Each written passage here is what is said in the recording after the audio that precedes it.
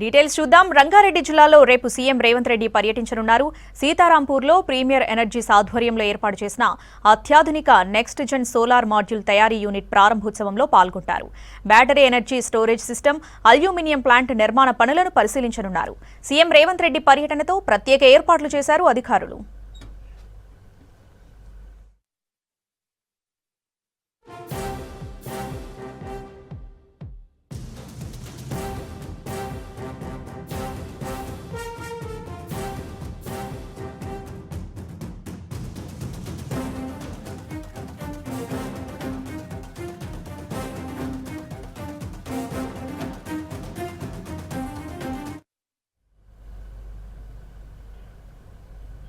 హైదరాబాద్ ఎంసీహెచ్ఆర్డీ బోధి పెవిలియన్లో CM Revanth రెడ్డిని మంత్రి కొండా సురేఖతో కలిసి యాదగిరిగుట్ట దేవస్థానం నూతన పాలక మండలి సభ్యులు కలిశారు. పాలక మండలి సభ్యులకు దిశానిర్దేశం చేశారు సీఎం రేవంత్ రెడ్డి. కార్యక్రమంలో బోర్డు చైర్మన్ సత్యనారాయణ రెడ్డి, సభ్యులు ఎమ్మెల్యే వినోద్ వెంకటస్వామి, కొణితెల సురేఖ పాల్గొన్నారు.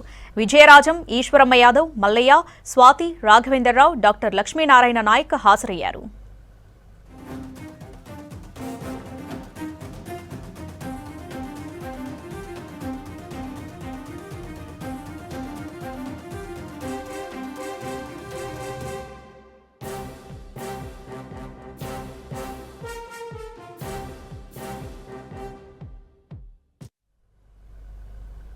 డీఎస్పీ భీమ్రెడ్డిపై నమోదైన ఆదాయానికి మించిన ఆస్తుల కేసులో కీలక పరిణామం చోటు చేసుకుంది.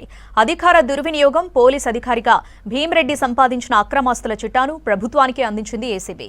భీమ్రెడ్డిని ఏసీబీ అధికారులు కోర్టులో హాజరుపరచడంతో 14 రోజుల పాటు జ్యుడిషియల్ రిమాండ్ విధించడంతో చెంచల్గూడ జైలుకు తరలించారు పోలీసులు. డీఎస్పీ భీమ్రెడ్డి రిమాండ్ రిపోర్టులో ఏసీబీ కీలక అంశాలను గుర్తించింది. సోదాల సమయంలో భీమ్రెడ్డి ఇంటి నుంచి 2 మెమోరీ కార్డులను స్వాధీనం చేసుకున్నారు. మెమరీ కార్డులోని సమాచారంతో పలు ఆస్తుల పత్రాలు సీజ్ చేశారు. భీమ్రెడ్డి దగ్గర నుంచి ఒక డైరీ కూడా స్వాధీనం చేసుకున్నారు. మనకు ఇవ్వాల్సిన వాళ్ళు అనే శీర్షికతో ఉన్న జాబితాతో నేను ఇవ్వాల్సినవంటూ అప్పుల వివరాలు రాసిన మరో పేజీని గుర్తించారు. మార్కెట్ విలువ ప్రకారం భీమ్రెడ్డి ఆస్తుల విలువ 3 కోట్లకు పైగా ఉంటుందని అంచనా వేస్తున్నారు అధికారులు. ప్రస్తుతం నివసిస్తున్న విల్లాను ఎలా కొనుగోలు చేశారనే అంశంపై భీమ్రెడ్డి సమాధానం ఇవ్వలేదు.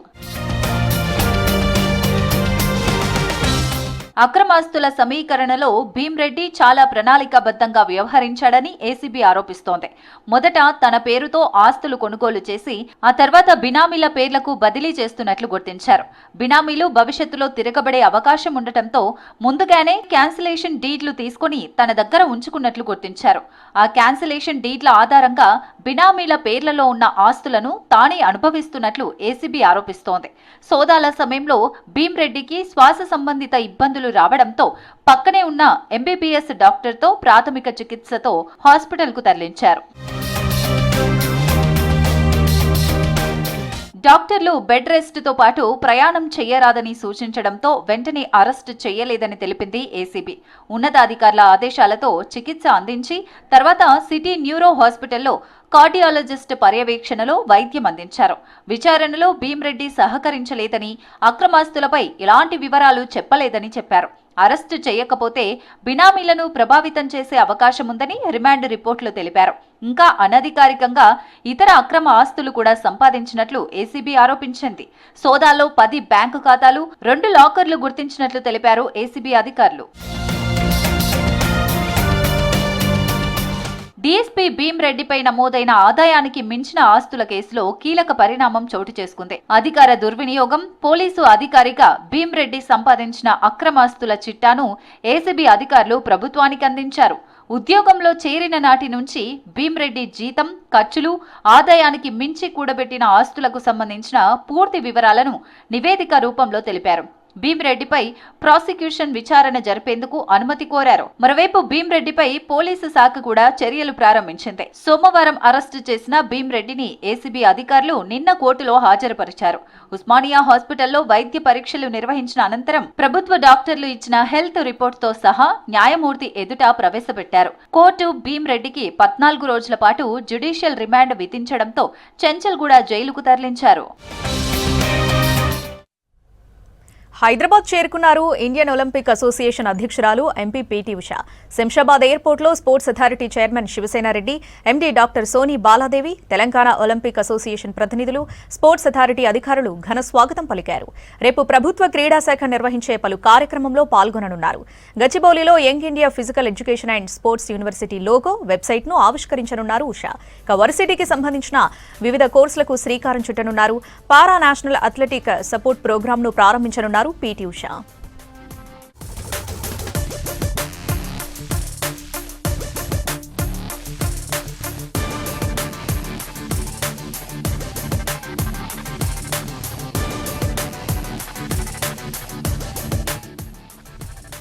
National inter district junior athletic meet ను ప్రకటించనున్నారు PT Usha. Khelo India youth games 2026 నిర్వహణపై అధికారిక ప్రకటన చేస్తారు. తెలంగాణ క్రీడా శాఖ నిర్వహించే వివిధ స్పోర్ట్స్ లీగ్లకు లాంఛనంగా శ్రీకారం చుట్టనున్నారు. స్పోర్ట్స్ నాలెడ్జ్ ఆన్ వీల్స్ వాహనాలను ప్రారంభించనున్నారు. జిల్లా కేంద్రాల్లో క్రీడా అవగాహన కోసం స్పోర్ట్స్ నాలెడ్జ్ ఆన్ వీల్స్ సేవలు అందించనున్నారు. ఎల్బీ స్టేడియంలో ఆధునికీకరించిన తెలంగాణ ఒలింపిక్ భవన్ ను ప్రారంభిస్తారు పీటీ ఉష. ఇక ఉదయం క్రీడా శాఖ మంత్రి వాకిటి శ్రీహరితో కలిసి ఒలింపిక్ భవన్ ను ప్రారంభించనున్నారు. ఒలింపిక్ భవన్ ప్రాంగణంలో మేజర్ ధ్యాన్ చంద్ విగ్రహావిష్కరణ చేస్తారు.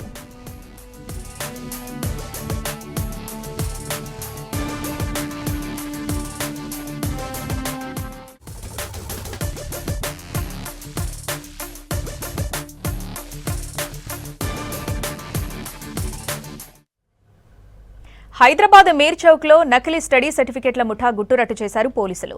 ప్రధాన నిందితుడు అబ్దుల్ రషీద్ ఖాన్ ను అరెస్ట్ చేయగా 2 నిందితులు పరారీలో ఉన్నట్లు తెలిపారు. నిందితుడి నుంచి 15 ఫేక్ సర్టిఫికెట్లు, మొబైల్, స్కూటర్ స్వాధీనం చేసుకున్నారు. విదేశీ ఉద్యోగాల కోసం వెళ్లే వారికి నకిలీ సర్టిఫికెట్లు విక్రయిస్తున్నట్లు పోలీసుల దర్యాప్తులో తేలింది. కేసు నమోదు చేసిన మీర్ చౌక్ పోలీసులు పరారీలో ఉన్న నిందితుల కోసం గాలింపు చర్యలు చేపట్టారు.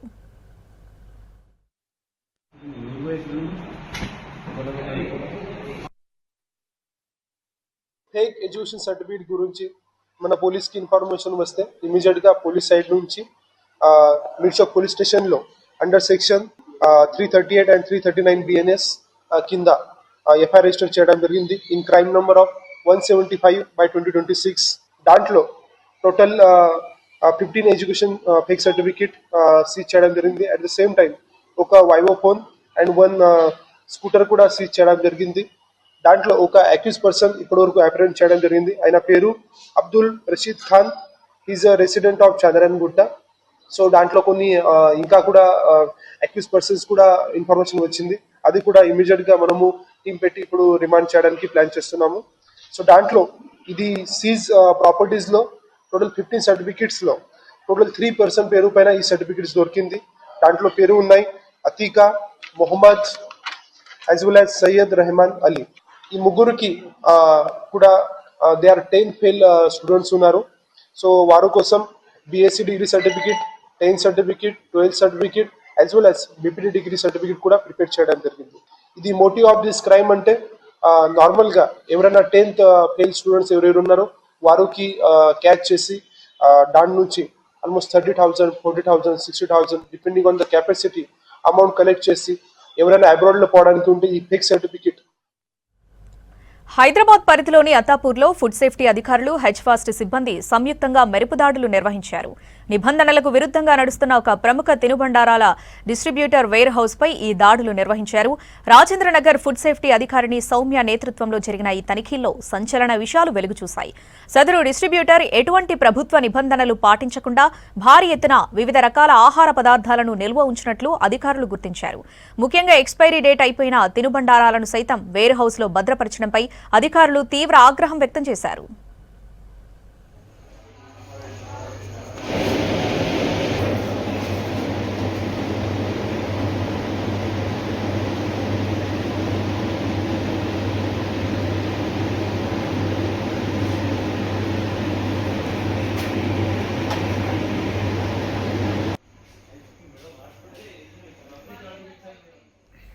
సదరు నిర్వాహకులు ఇక్కడి నుంచే హైదరాబాద్ నగరంలోని వందలాది కిరాణా షాపులకు నిత్యావసరాలు, తినుబండారాలను డిస్ట్రిబ్యూట్ చేస్తున్నట్లు విచారణలో తేలింది.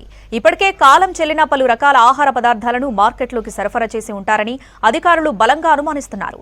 ప్రజల ఆరోగ్యంతో చెలగాటమాడుతున్న ఇటువంటి సంస్థలపై కఠినంగా వ్యవహరిస్తామని హెచ్చరించారు.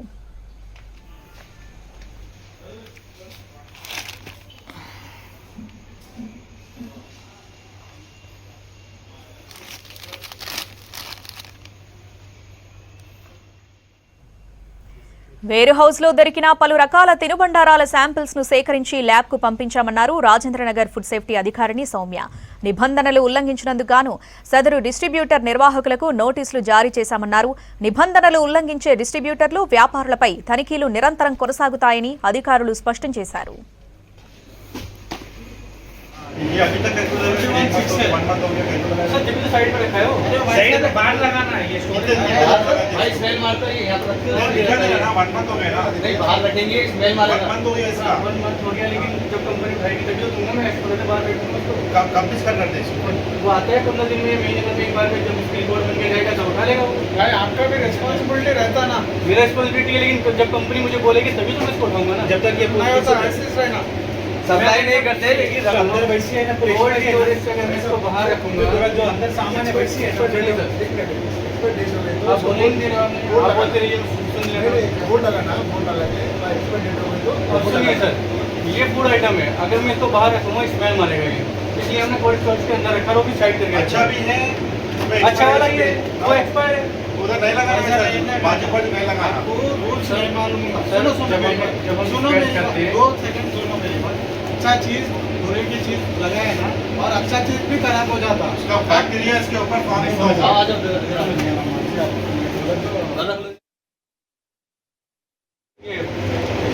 ये कब करोगे इसमें 21/6 का ये कितना है ये कब है ये किधर బీజేపీ ఆర్ఎస్ఎస్ కు వ్యతిరేకంగా మాట్లాడితే హిందూ వ్యతిరేక ముద్ర వేస్తున్నారన్నారు ఎమ్మెల్సీ అద్దంకి దయాకర్. అయోధ్య రామ మందిరం నిధుల కుంభకోణంపై ప్రధాని మోదీ ఇప్పటికీ స్పందించలేదన్నారు. బ్రిటిష్ వాళ్లను తరిమికొట్టిన వాళ్లకు బీజేపీని తరిమి కొట్టడం లెక్క కాదన్నారు. హైదరాబాద్ బాగ్లింగంపల్లి సుందరయ్య విజ్ఞాన కేంద్రంలో తెలంగాణ సమాజ్వాదీ పార్టీ ఆధ్వర్యంలో అయోధ్య రామ్ మందిర్ నిధుల అవకతవకలపై సమాజ్వాదీ పార్టీ ఆధ్వర్యంలో రౌండ్ టేబుల్ సమావేశం జరిగింది. అయోధ్య ఉద్యమంతోనే బీజేపీ అధికారంలోకి వచ్చిందని, దానిలోనే అవినీతి చేశారన్నారు. తెలంగాణ జనసమితి ఉపాధ్యక్షులు విశ్వేశ్వరరావు, కార్యక్రమంలో ఎంపీ చామల కిరణ్ కుమార్, సిపిఐ రాష్ట్ర కార్యదర్శి జాన్ వెస్లీ, ప్రొఫెసర్ కంచె ఐలయ్య, పలువురు నేతలు పాల్గొన్నారు. రాముడు వీళ్ళకు ఒక ఎజెండా ఇచ్చాడు. రాముడు వాళ్ళ నుంచి ఇటు వస్తున్నట్టు కనపడుతున్నాడు. మీరు ఇంత మోసం చేసి ఎట్లా పోతామంటే ఆయన అక్కడికి పోవాల్సిన అవసరం లే. నా కలలో రాత్రి రాముడే వచ్చిండని చెప్తే చాలు. నేను ఖచ్చితంగా చెప్తున్నా, దేశాన్ని, ప్రజాస్వామ్యాన్ని, రాజ్యాంగాన్ని నేషనల్ ఇంటర్నేషనల్ క్రెడిబిలిటీతో రక్షించాలంటే ఒక్క రాహుల్ గాంధీ నుంచే సాధ్యమవుతుంది. Because is still as of now is the most honest leader. Ambedkar, Gandhi, నెహ్రూల తర్వాత is definitely an honest and definitely a committed leader. అక్కడ పోరాటం చేయడానికి అఖిలేష్ యాదవ్ ఉన్నాడు. Is fighting them everyday. కనుక వీళ్ళిద్దరు కలిస్తే దేశం మళ్ళీ ఇదే రాముణ్ణి ముందు పెట్టి, ఇదే దోపిడీని ముందు పెట్టి, ఇదే కరప్షన్ ముందు పెట్టి ఈ దేశంలో బీజేపీ నేను చాలా కాలం ఏమనుకునేదంటే బీజేపీ అధికారంలోకి రాకుండా అది ఎక్స్పోజ్ కాదు. Congress pass a resolution, the same resolution that Karnataka Narendra Modi as prime minister, home minister ఇంతవరకు ఆయన ఏమైందో తెలవట్లేదు ఈ విషయంలో. తర్వాత యోగి ఆగిచ్చిన ముగ్గురు రెస్పాన్సిబుల్, దే షుడ్ రిజైన్. ఈ temple no audit, no auditor, no register, nothing. Cash కూడా వస్తుంది, అది బ్యాంక్ పోతుంది. ఈ టెంపుల్లో ఎంత క్యాష్ వచ్చింది, no accountability of any nature. నాకు ఎవరో యూజ్ చేశారు. No accountability, no responsibility, no openness, no transparency, nothing. Very unfortunate. This is a criminal case, 100% a criminal case. From a temple, so much money, jewelry, silver, everything he is missing. No, total loot of the plunder. As I have said, I think my recommendation is immediately the government, immediately we must demand that abolition of this trust. విచారణ జరిపితే ఏదైనా అవకాశం ఉంది, వాస్తవాలు బయటకు వచ్చేటటువంటి అవకాశం. CBI చూస్తున్నాం కదా, సిబిఐ ఈరోజు బీజేపీ ప్రభుత్వం కంట్రోల్లో ఉండి ప్రభుత్వానికి అనుకూలంగా, ప్రతిపక్షాలకు వ్యతిరేకంగా లేదా తనకు వ్యతిరేకంగా మాట్లాడేటటువంటి శక్తుల మీద అక్రమంగా కేసులు పెట్టి వాళ్ళని లొంగ తీసుకోవడం, చీల్చడం, లేకపోతే పార్టీలో చేర్చుకోవడానికి పనిచేస్తున్న సంస్థగా ఉంది. అట్లాగే మిగతా సంస్థల ఆరోపణలనే ఉన్నాయి. ఇలాంటి పరిస్థితుల్లో సిట్ విచారణ అనేటటువంటిది కాదు, ఇది మొత్తం దేశంలో ఉండేటటువంటి మెజార్టీ మత ప్రజల విశ్వాసానికి సంబంధించినటువంటి అంశం, దాని ఆధారంగా వచ్చినటువంటి నిధులు దోపిడీకి గురవుతున్నప్పుడు దాని మీద చట్టపరంగా చర్యలు తీసుకొని తగిన రూపంలో ప్రభుత్వం స్పందించాల్సిన అవసరం ఉంది. ప్రతి మనిషికి అర్థమయ్యేది రాముడి హుండీలో చెయ్యి పెట్టి దొంగతనం జరిగింది అన్న విషయాన్ని ప్రతి ఊర్లో వాళ్ళు ఏ విధంగానైతే అక్షింతలు పంపించి సెంటిమెంట్ రేకెత్తించడానికి ప్రయత్నం చేసిర్రో, భారతదేశ వ్యాప్తంగా కూడా ప్రతి బూత్లో, ప్రతి ఊర్లో, ప్రతి వాడలో మనం ఈ ప్రచారాన్ని చేసినట్టయితే ప్రజల్లో వాళ్ళ గురించి కొద్దో తెలిసిపోతుంది.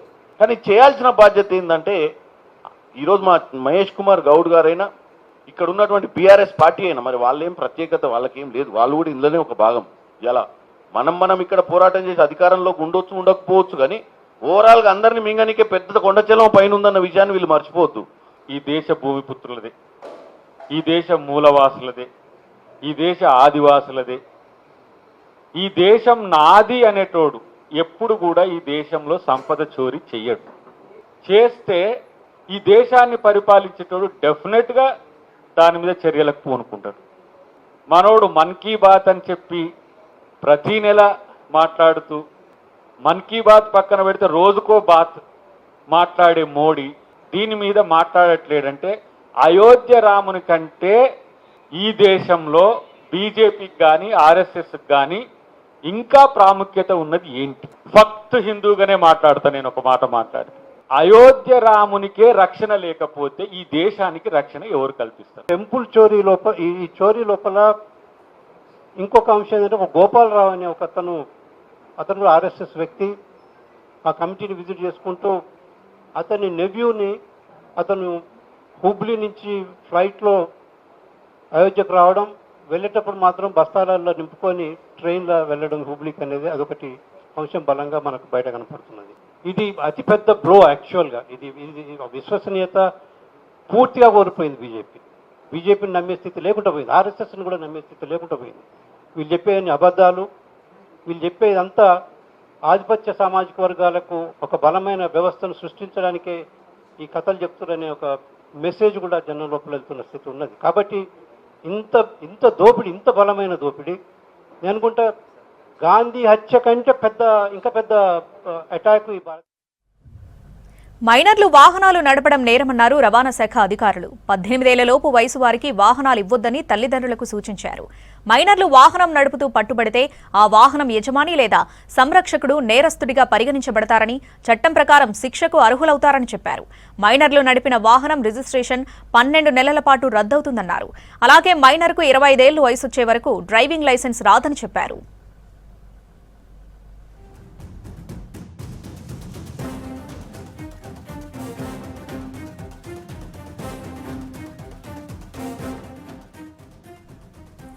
గత ఆర్థిక సంవత్సరంలో మైనర్లు వాహనాలు నడపడానికి అనుమతించినందుకు రాష్ట్ర వ్యాప్తంగా 4000 వాహనాల రిజిస్ట్రేషన్లు రద్దు చేశామన్నారు రవాణా శాఖ అధికారులు.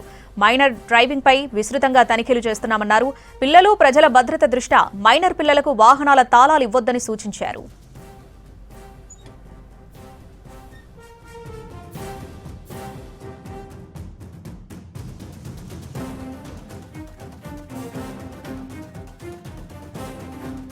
హైదరాబాద్ నగరంలోని నాలాలు చెత్తతో కాదు, ఇంటి సామాన్లతో నిండిపోతున్నాయి. పరుపులు, దిండ్లు, సోఫాలు, కుర్చీలు, కేబుల్ వైర్లు, ప్లాస్టిక్ వ్యర్థాలు, ఇలా ఇళ్లలో వాడి పారేసిన వస్తువులే నాలాలకు అడ్డంకిగా మారుతున్నాయి. గత 2 వారాల్లో అధికారులు చేపట్టిన ప్రత్యేక డ్రైవ్లో దాదాపు 400 ట్రక్కుల వ్యర్థాలను తొలగించారు. ప్రజలు పాత సామాన్లను రోడ్లపై, నాలాల్లో పడేయకుండా ఉచితంగా ఇంటి దగ్గర నుంచే తీసుకెళ్లే సర్వీస్ను జీహెచ్ఎంసీ ప్రారంభించింది.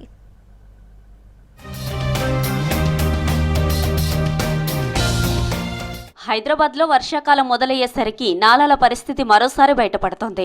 వర్షపు నీటి ప్రవాహానికి అడ్డంకిగా నిలుస్తున్న చెత్తను తొలగించే పనుల్లో హైడ్రా ప్రత్యేక డ్రైవ్ నిర్వహిస్తోంది.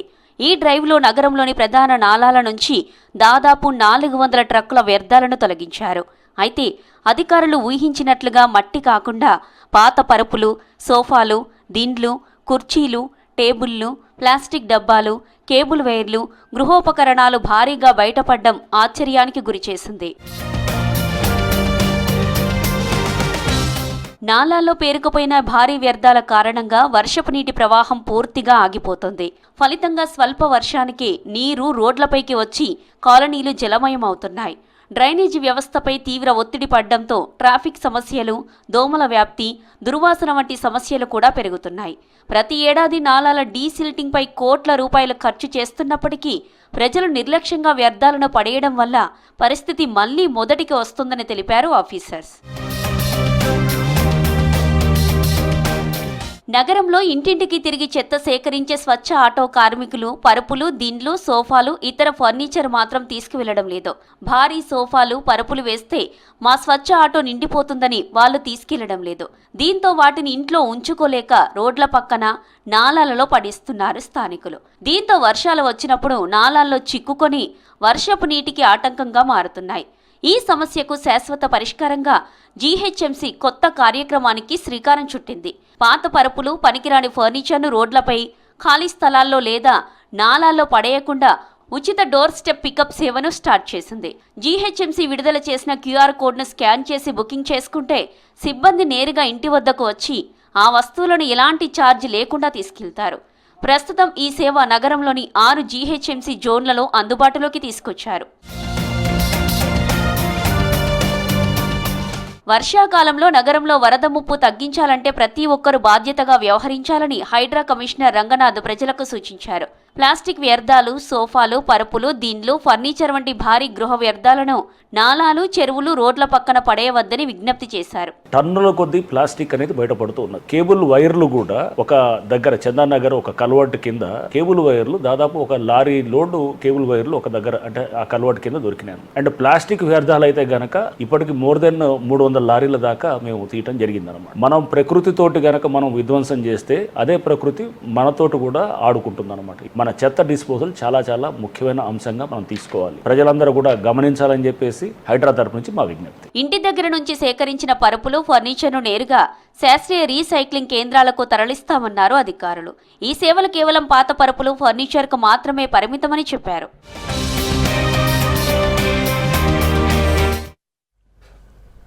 హైదరాబాద్లో అత్యంత రద్దీ ప్రాంతమైన కేబీఆర్ పార్క్ పరిసరాల్లో భారీ మౌలిక సదుపాయాల పనులు జరుగుతున్నాయి. ట్రాఫిక్ పోలీస్ శాఖ మరోసారి వన్వేకు ఏర్పాట్లు చేస్తుంది. హెచ్సిటీ ప్రాజెక్టులో భాగంగా స్టీల్ ఫ్లైఓవర్లు, అండర్ పాస్ల నిర్మాణ పనులు జరుగుతున్నాయి. కేబీఆర్ పార్క్ చుట్టూ ఉన్న అన్ని ప్రధాన రహదారుల్లో ట్రాఫిక్ అధికారులు రోడ్లపై ప్రయాణికులు ఇబ్బందులు పడకుండా చర్యలు చేపడుతున్నారు.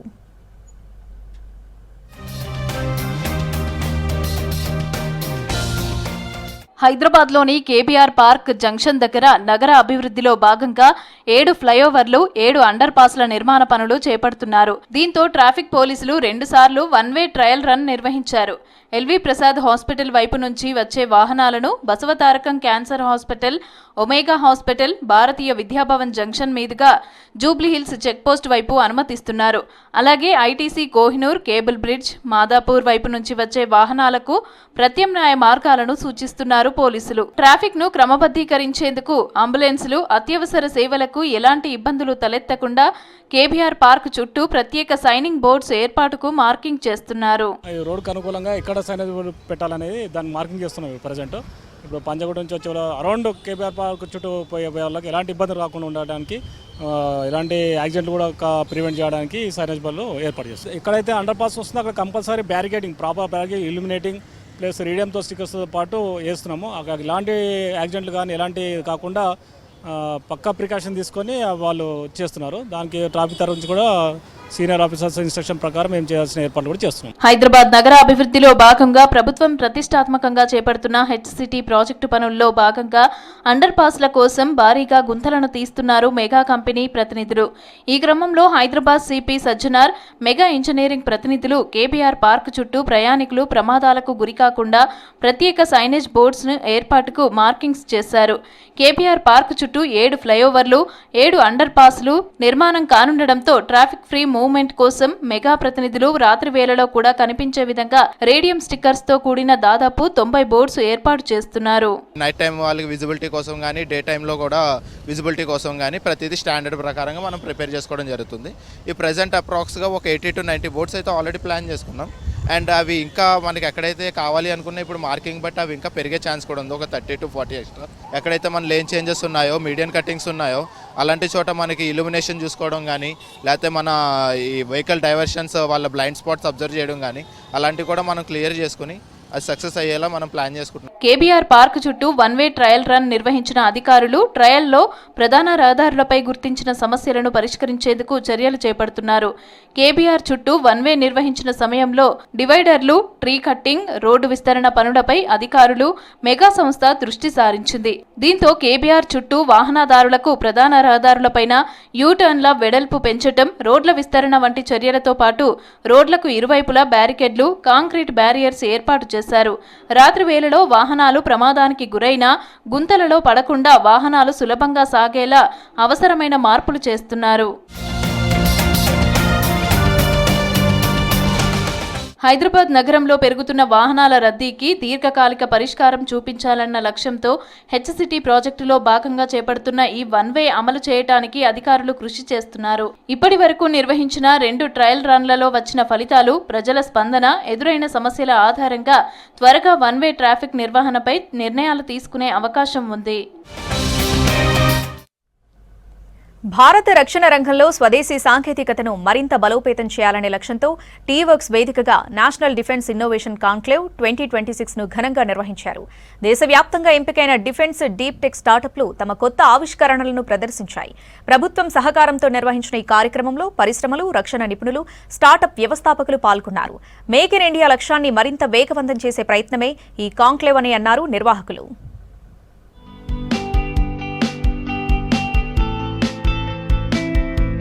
డ్రోన్లు, రోబోటిక్స్, ఆర్టిఫిషియల్ ఇంటెలిజెన్స్, సెమీకండక్టర్లు, మిలిటరీ కమ్యూనికేషన్, స్మార్ట్ సెన్సర్లు, డిజిటల్ ట్విన్ టెక్నాలజీ వంటి అత్యాధునిక పరిజ్ఞానాలను స్టార్టప్లు ప్రదర్శించాయి.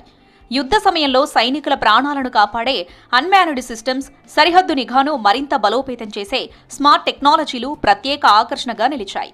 తక్కువ ఖర్చుతో అధిక సామర్థ్యం కలిగిన స్వదేశీ పరిష్కారాలను అభివృద్ధి చేయడంపై ప్రత్యేక దృష్టి పెట్టినట్లు నిర్వాహకులు తెలిపారు.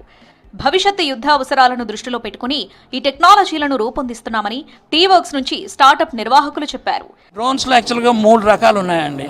ఒకటేమొచ్చి మల్టీ రోటర్ అంటాం. దీంట్లో 4 మోటార్స్ ఉంటే అది వెర్టికల్గా లిఫ్ట్ అవుతుంది. ఇంకోటి ఏంటి ఫిక్స్డ్ వింగ్ అనమాట, ఎయిర్ క్రాఫ్ట్ లాగా ఫ్లై చేస్తుంది. ఇంకోటి ఏంటంటే hybrid system. It is a mixer of hybrid అనమాట, vertical take off plus fixed wing. అదేంటంటే operational challenges it will be able to meet, especially it doesn't need runway. ఇప్పుడు దీనికైతే runway కావాలి, దీనికి రన్వే అక్కర్లేదు, కానీ లాంగ్ డిస్టెన్స్ వెళ్ళలేదు. So all 3 different swords in the kitchen అనమాట. Each has its own power and this one. So we are developing all this kind of weapons. మేము ఈ హై ప్రెసిషన్ యాక్చుయేటర్స్ మ్యానుఫ్యాక్చర్ చేస్తాము. దీన్ని యూజ్ చేసి weapon systems కానీ, radars కానీ, antenna positioning systems కానీ, ఇవన్నీ ఏంటంటే వెరీ హై ప్రెసిషన్ అప్లికేషన్స్. దాంట్లో రెగ్యులర్ మోటార్స్ పనిచేయవు.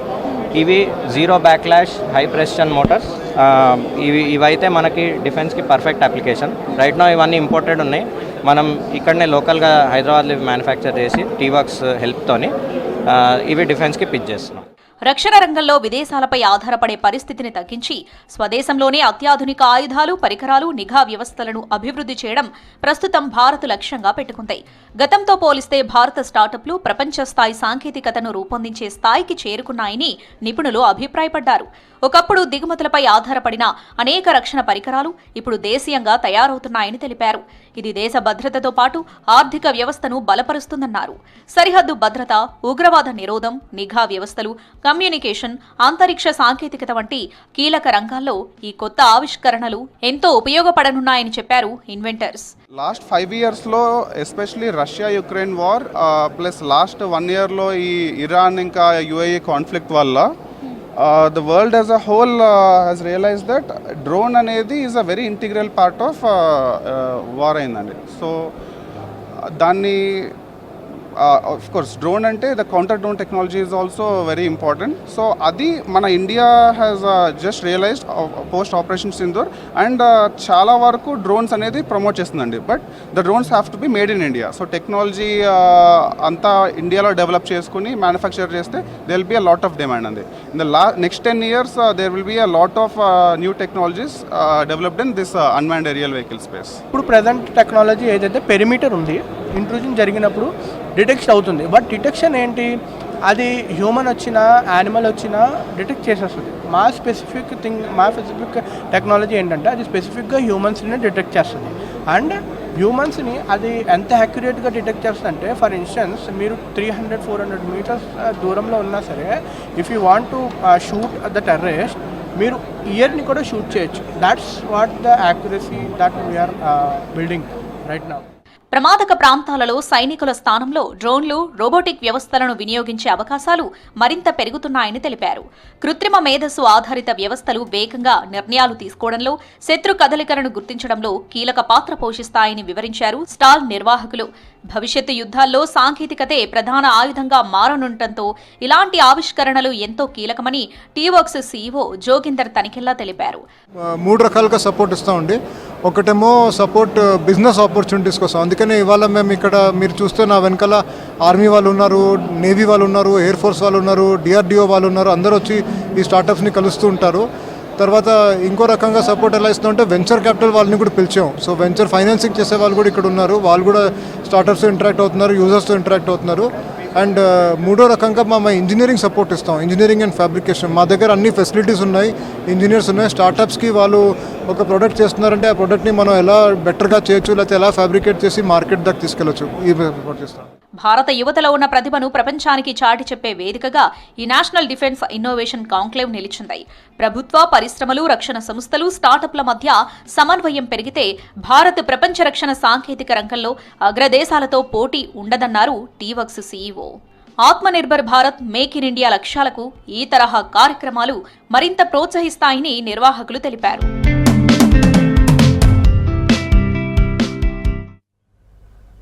తెలంగాణలో ఆహార కల్తీ, నకిలీ మందుల తయారీ, మాదక ద్రవ్యాల అక్రమ రవాణాపై ప్రభుత్వం ఉక్కుపాదం మోపేందుకు సిద్ధమైంది. ప్రజల ఆరోగ్యాన్ని కాపాడటమే లక్ష్యంగా ఫుడ్ సేఫ్టీ, డ్రగ్ కంట్రోల్ వ్యవస్థలను ఒకే గొడుగు కిందకు తీసుకొస్తోంది. అత్యాధునిక ప్రత్యేక వింగ్ను ఏర్పాటు చేయాలని నిర్ణయించింది ప్రభుత్వం.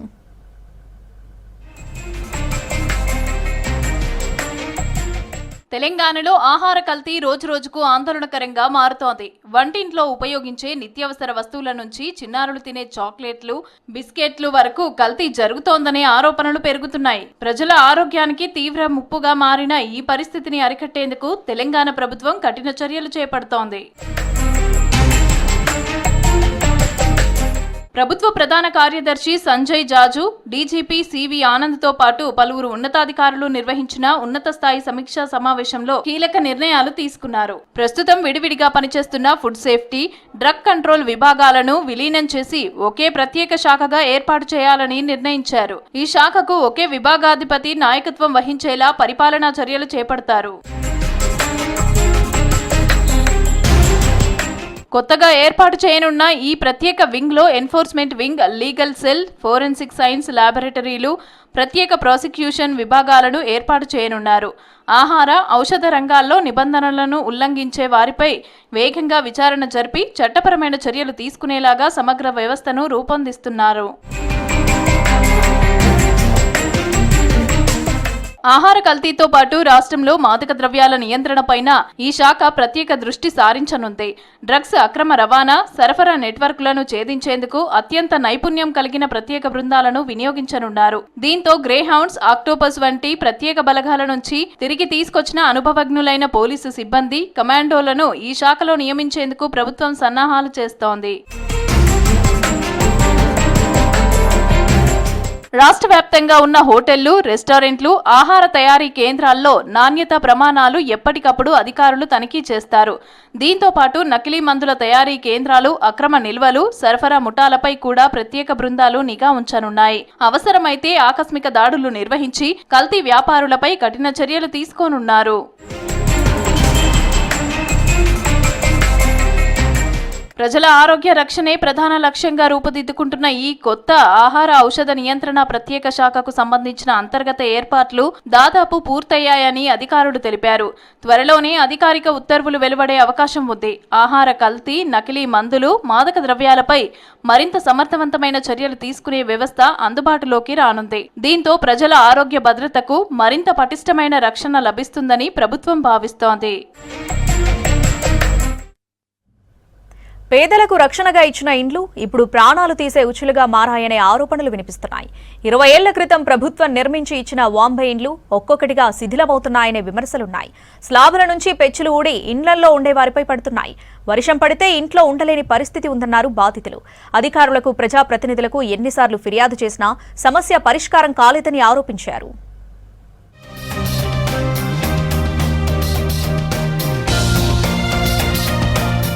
హైదరాబాద్లో పేదలకు సొంత ఇంటి కల నెరవేర్చాలనే లక్ష్యంతో అప్పటి ప్రభుత్వం వాంబే హౌసింగ్ స్కీమ్ కింద వేలాది ఇళ్లను నిర్మించి పంపిణీ చేసింది. 2003 నుంచి 2006 మధ్య దశలవారీగా నగరంలోని పలు ప్రాంతాల్లో దాదాపు 6,600 ఇళ్లను లబ్ధిదారులకు కేటాయించారు. భీమా మైదాన్, బోరబండ, మూసాపేట్, గుడి మల్కాపూర్, పాతబస్తీ ప్రాంతాల్లో ఈ కాలనీలు ఏర్పడ్డాయి. అప్పట్లో పక్కా ఇళ్లుగా ఇచ్చిన ఈ భవనాలు 2 దశాబ్దాలు పూర్తి కాకముందే శిథిలావస్థకు చేరుకున్నాయి. ఇప్పుడు అక్కడ నివసిస్తున్న కుటుంబాలకు ఈ ఇళ్లు రక్షణ కల్పించాల్సింది పోయి ప్రాణాలకు ముప్పుగా మారాయని స్థానికులు ఆందోళన చెందుతున్నారు.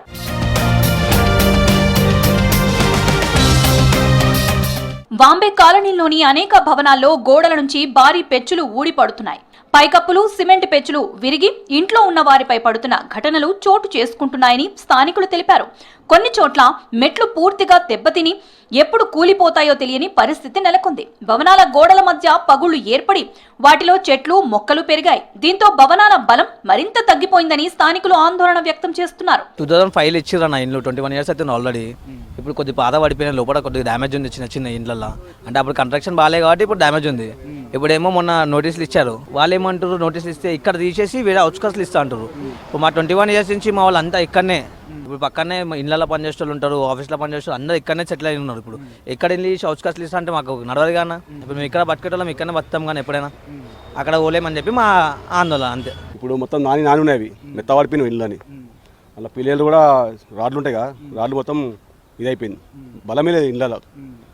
సో అప్పుడు వచ్చి పోయిన సంవత్సరం వచ్చేది గవర్నమెంట్ కొత్తగా కట్టిస్తామని. ఇక్కడ పబ్లిక్ ఒప్పుకోలేదు. మాకు ఇక్కడే కట్టియాలా, మనం తీసుకుని అడవిలో వేస్తే బాగుండదు. మేము మేము పుట్టిపోయిన ఇడిని, మా నాయన మా తాత అందరికీ పుట్టిపోయినాం. ఇక్కడ మాకు ఇల్లు కట్టియాలి అందరికీ. మేము డేంజర్ జోన్ ఉన్నాం, ఈ ఇల్లు మొత్తం డేంజర్ జోన్ ఉన్నాయి. వాంబే ఇండ్లు నిర్మించినప్పటి నుంచే నాణ్యత లోపాలు ఉన్నాయని స్థానికులు ఆరోపించారు. ఇళ్లు అప్పగించి 5 ఏళ్లు కూడా పూర్తి కాకముందే గోడలు పగలడం, పెచ్చులు ఊడిపోవడం, స్లాబుల్లో లీకేజీలు మొదలయ్యాయని తెలిపారు. వర్షాకాలం వచ్చిందంటే ఇంట్లో ఉండడమే భయంగా మారిందని, రాత్రులు ఎప్పుడు ఏ భాగం కూలిపోతుందో తెలియని పరిస్థితిలో జీవిస్తున్నామని ఆవేదన వ్యక్తం చేస్తున్నారు. 2002లో వరద వచ్చిందన్న, 2001లో మాకు సెషన్, మాకు 2002లో ఇల్లు కట్టి 2003లో ఇల్లు ఇచ్చారు మాకు. అవి ఇప్పుడు వస్తాయి ఇక్కడికి, ఒడిచినా ఇస్తాం, పోతాం అంతే. చూడన్న అన్న అన్న బిల్డింగ్ మొత్తం అన్న కండ, మేము పోతున్నా కూడా భయం మాకు అన్న. వర్షం పడితే అన్న గోడ ముడితే ఆర్తింగ్ మొత్తం గోడ షార్ట్ ఆర్తింగ్. వర్షం పడితే మొత్తం నిమ్మ వస్తుంది, ఉండలేకపోతుంది. ఇలా గోడ లైట్ వేయదామంటే ఆర్తింగ్ కొడుతుంది, షాక్ కొడుతుంది, భయకరంగా ఉన్నది. మొత్తం మీరు వచ్చిన మీర పడుతుంది, 2-3 సార్లు కింద పడ్డాయి మీర.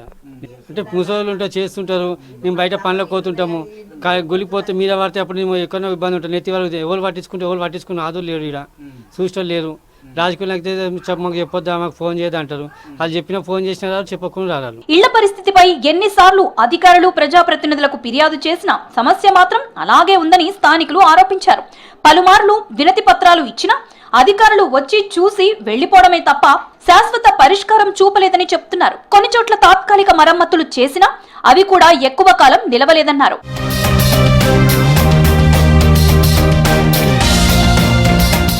నగరంలోని వాంబే ఇండ్ల దుస్థితిపై ప్రభుత్వం దృష్టి సారించింది. వాంబే కాలనీలోని అన్ని భవనాలను క్షేత్రస్థాయిలో పరిశీలించి వాటి పరిస్థితిపై సమగ్ర నివేదిక సమర్పించాలని హైదరాబాద్ జిల్లా కలెక్టర్ ని మంత్రి పొన్నం ప్రభాకర్ ఆదేశించారు. వాంబే హౌసులు కావచ్చు, జేఎన్ఎన్ఆర్ఎం కింద గతంలో 30 ఏళ్ల కింద కట్టిన ఇళ్లన్నీ పనికిరాని స్థితిలో ఉన్నాయి. మేము కలెక్టర్ గారు ఇదే వేదిక మీద నుంచి ఆదేశిస్తా ఉన్నాం. వెంటనే నివాస యోగ్యంగానే అన్ని ఖాళీ చేసి వాటిని పునర్నిర్మాణం చేయడానికి సమయం తీసుకున్న రాబోయే వర్షాకాలంలో వాళ్ళు అక్కడనే ఉంటే ప్రమాదం ఏర్పడుతుంది కాబట్టి అది ఫస్ట్ కేటగిరీ కింద.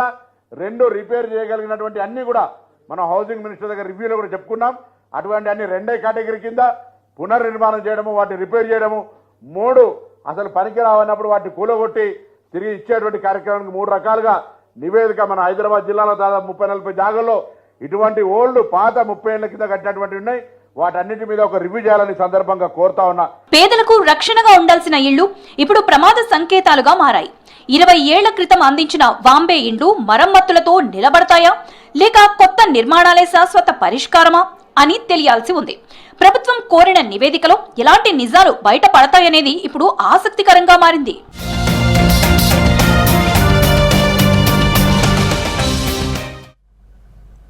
ఫీజు బకాయిల విషయంలో సీఎం రేవంత్ రెడ్డి దిగొచ్చేంత వరకు ఆందోళనలు కొనసాగిస్తామని స్పష్టం చేశారు బీసీ సంక్షేమ సంఘం జాతీయ అధ్యక్షుడు MP are Krishnaiah.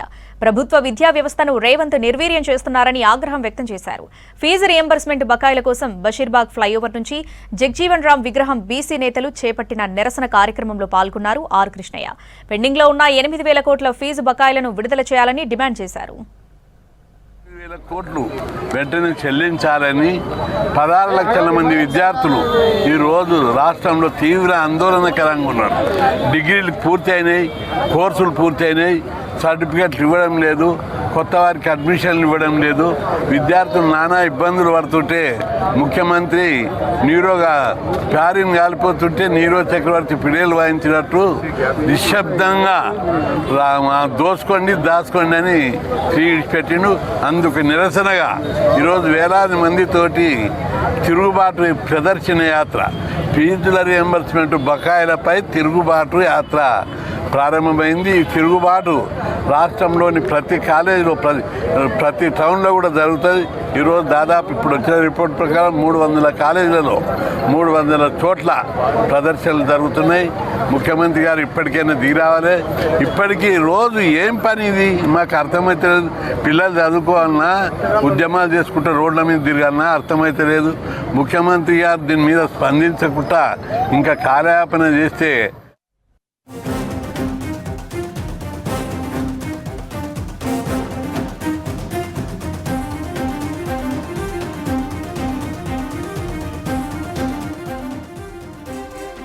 Hyderabad Rajendranagar circle Hyder Shah కోట్లో ఘోర ప్రమాదం జరిగింది. యాదవ్ భవన్ హోటల్ దగ్గర ఇంటి బయట నిల్చిన బాలికను ఓ ఆటో అతివేగంగా వచ్చి ఢీకొట్టింది. దీంతో బాలికకు తీవ్ర గాయాలయ్యాయి. కుటుంబ సభ్యులు బాలికను హాస్పిటల్కు తరలించి ట్రీట్మెంట్ అందిస్తున్నారు. ఘటనపై కేసు నమోదు చేసి దర్యాప్తు చేస్తున్నారు నార్సింగి పోలీసులు. పరిసర ప్రాంతాల్లోని సీసీ ఫుటేజ్లను పరిశీలించారు. ఆటోను గుర్తించి డ్రైవర్ హసన్ అలీ కుమారుడు అర్బాష్ను అదుపులోకి తీసుకున్నారు.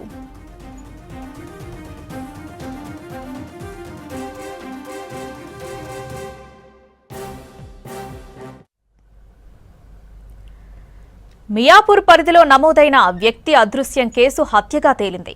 ఆస్తిని దక్కించుకోవడంతో పాటు అక్రమ సంబంధానికి అడ్డుగా ఉన్నాడనే నెపంతో భార్య, తన ప్రియుడు, మరో సహచరుడితో కలిసి భర్తను హత్య చేసినట్లు పోలీసుల దర్యాప్తులో తేలింది. నిందితుల నుంచి 4 మొబైల్ ఫోన్లు, 4 తులాల బంగారు చైన్, 2 లక్షల నగదు, శవాన్ని తరలించడానికి ఉపయోగించిన కారును స్వాధీనం చేసుకున్నట్లు పోలీసులు తెలిపారు.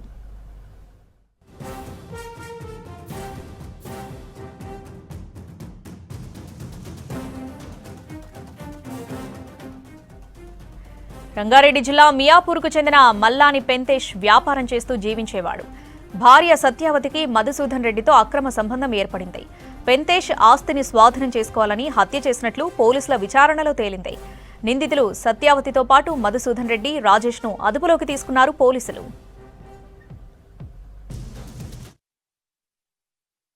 నవంబర్లో మన దగ్గర ఒక మిస్సింగ్ కేసు మియాపూర్ పోలీస్ స్టేషన్లో రిజిస్టర్ అయింది. దీనికి ఇన్వెస్టిగేషన్ కంటిన్యూ అయితే ఇది ఇప్పుడు యాక్చువల్లీ మిస్సింగ్ కాకుంటే ఇది మర్డర్ కేసుగా ఇది డిటెక్ట్ అయింది. మియాపూర్ పిఎస్ నుంచి మన అందరు ఆఫీసర్స్ దీని మీద చాలా మంచి పని చేశారు. ఇది యాక్చువల్లీ దీనిలో అక్యూజ్డ్ పర్సన్స్ ఉన్నారు. ఒక ఎం సత్యవతి, ఎం మధుసూదన్ అండ్ డి రాజేష్ కుమార్. ఇది ముగ్గురు కలిసి ఎవరు మన దగ్గర మ్యాన్ మిస్సింగ్ కంప్లైంట్ తీసుకొచ్చారు అదే కంప్లైనెంట్ అంటే wife, missing person the wife, ఆమెది మెయిన్ రోల్ దీనిలో ఉంది. ఆమెతో పాటు ఇది మధుసూదన్ రెడ్డి, అతను పారమోర్ ఉన్నారు. వాళ్ళు ఇద్దరు కలిసి ఇది చంపడానికి ప్లానింగ్ చేశారు. ఇది చంపిన తర్వాత ఇది మనకు వాళ్ళు డిస్ట్రాక్ట్ చేయడానికి ఒక మిస్సింగ్ కంప్లైంట్ లాగా రిజిస్టర్ చేశారు. ఇది ఈరోజు వాళ్ళకి మేము పట్టుకున్నాము. ఇప్పుడు ఈ ముగ్గురుకి మేము రిమాండ్ కోసం పంపిస్తాము. రంగారెడ్డి జిల్లా మీర్పేట్ పోలీస్ స్టేషన్ పరిధిలోని నందనవనంలో గంజాయి అమ్ముతున్న ఇద్దరిని అరెస్ట్ చేశారు పోలీసులు. నిందితుల నుంచి 800 గ్రాముల గంజాయిని స్వాధీనం చేసుకున్నారు. గంజాయిని ఎక్కడి నుంచి తీసుకొచ్చారు అన్న కోణంలో దర్యాప్తు చేపట్టారు.